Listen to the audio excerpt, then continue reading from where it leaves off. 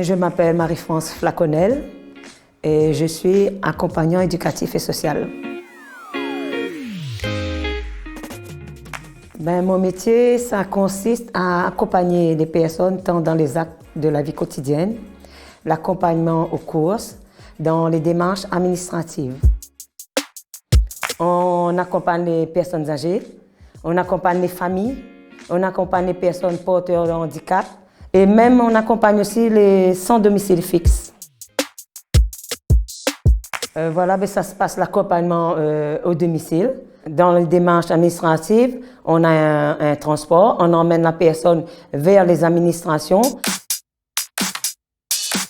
Je travaille au Centre communal d'action sociale de Sainte-Rose depuis 2016.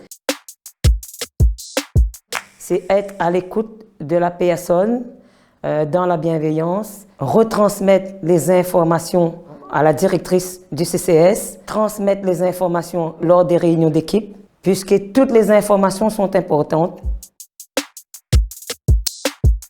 Il faut respecter le rythme de la personne. Mon rôle est d'être dans la bienveillance. Mon rôle, c'est établir une confiance qui peut amener à un accompagnement bienveillant. Ce qui me plaît dans ce métier, c'est de voir ces personnes au début de l'accompagnement dans une situation et voir pendant l'accompagnement le changement de la personne, le sourire, la joie.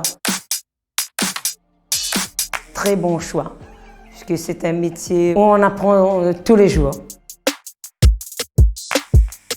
La patience, un bon état physique, un bon mental, être à l'écoute de la personne.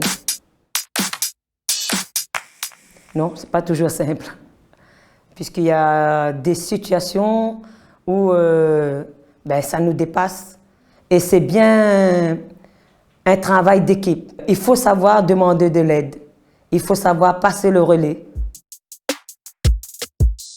Voilà, j'étais secrétaire dans une association de quartier. J'ai travaillé dans une station d'essence pendant 15 ans. En tant que caissière, j'observais les autres. J'avais envie d'aider.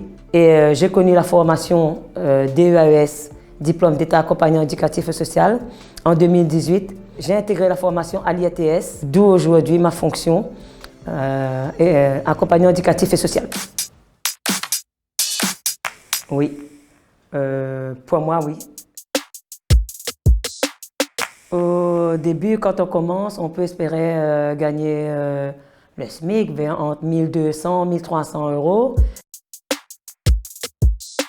Il y a beaucoup de gens qui sont dépendantes, les personnes âgées, les familles en difficulté, les personnes porteurs de handicap. Ces personnes ont besoin d'un accompagnement, ces personnes ont besoin d'une écoute, ces personnes ont besoin des gens à qui s'appuyer, des gens qui peuvent leur remettre en confiance, qui les accompagnent tout le long de leur vie. Le travail dit social, il y a toujours du travail dans ce domaine.